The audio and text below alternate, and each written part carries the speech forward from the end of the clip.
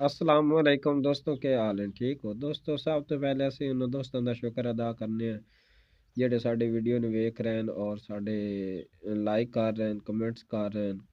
ਉਹਨਾਂ ਦੋਸਤਾਂ ਦਾ ਬਹੁਤ ਹੀ ਸ਼ੁਕਰੀਆ, ਕਿਉਂਕਿ ਤੁਹਾਡੇ ਰਿਸਪੌਂਸ ਨਾਲ ਵੀ ਅਸੀਂ ਚੱਲ ਰਹੇ ਹਾਂ।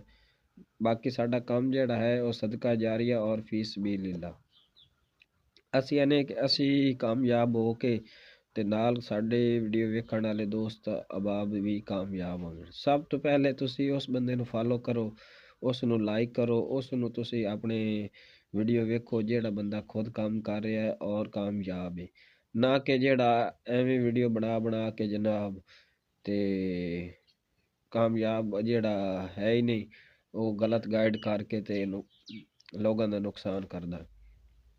ਦੋਸਤੋ ਅੱਜ ਦੀ ਵੀਡੀਓ ਸਾਡੀ ਹੈ ਕਿ ਜਿਨ੍ਹਾਂ ਜਾਨਵਰਾਂ ਦੀਆਂ ਅੱਖਾਂ ਖਰਾਬ ਹੋ ਜਾਂਦੀਆਂ ਨਾ ਸਰਦੀ ਦੇ ਵਿੱਚ ਅਕਸਰ, ਉਹ ਇੱਕ ਤਾਂ ਸੁਸਤ ਰਹਿੰਦੇ ਨੇ, ਦੂਸਰਾ ਖਾਣ ਪੀਣ ਦਾ ਨਿਜ਼ਾਮ ਕੰਮ ਹੋ ਜਾਸੀ ਤੇ ਐਸੇ ਜਾਨਵਰ ਫਿਰ ਗਰੋਥ ਨਹੀਂ ਕਰਦਾ। ਉਸ ਦਾ ਇਲਾਜ ਇਹ ਸਭ ਤੋਂ ਬਿਹਤਰੀਨ ਇਲਾਜ ਜਿਹੜੇ ਹਨ, ਦੇਸੀ ਵੀ ਦੱਸਾਂਗੇ, ਅੰਗਰੇਜ਼ੀ ਵੀ ਦੱਸਾਂਗੇ।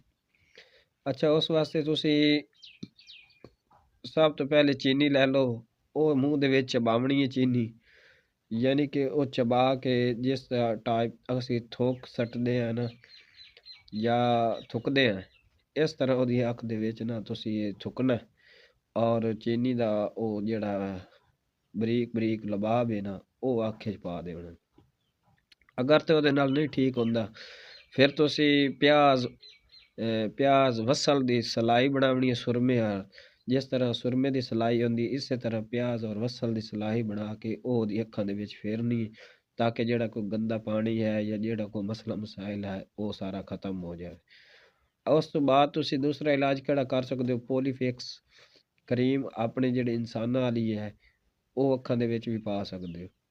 ਅਗਰ ਉਸ ਤੋਂ ਇਲਾਵਾ ਤੁਸੀਂ ਇੱਕ ਹੋਰ ਕੰਮ ਕਰ ਲਓ, ਬੋਰਿਕ ਐਸਿਡ ਮਿਲਦਾ ਜਿਸ ਨੂੰ ਪੰਜਾਬੀ ਦੇ ਵਿੱਚ ਸੁਹਾਗਾ ਆਖਿਆ ਜਾਂਦਾ ਹੈ।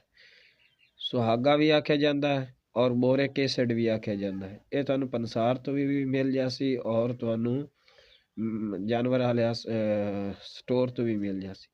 ਇਹ ਤੁਸੀਂ ਲੈ ਕੇ ਝੁੰਡੀ ਭਰ ਕੇ ਨਾ ਅੱਖਾਂ ਦੇ ਵਿੱਚ ਪਾ ਦਿਓ, ਉਹਦੇ ਨਾਲ ਵੀ ਤੁਹਾਡੀਆਂ ਜਾਨਵਰਾਂ ਦੀਆਂ ਅੱਖਾਂ ਠੀਕ ਹੋ ਜਾਣ। ਉਸ ਤੋਂ ਬਾਅਦ ਇਹਨਾਂ ਦੇ ਇੰਜੈਕਸ਼ਨ ਵਗੈਰਾ ਵੀ ਆਏ, ਉਹ ਵੀ ਤੁਸੀਂ ਅਗਰ ਲਵਾਉਣਾ ਚਾਹੁੰਦੇ ਹੋ ਉਹ ਵੀ ਲਵਾ ਸਕਦੇ ਹੋ।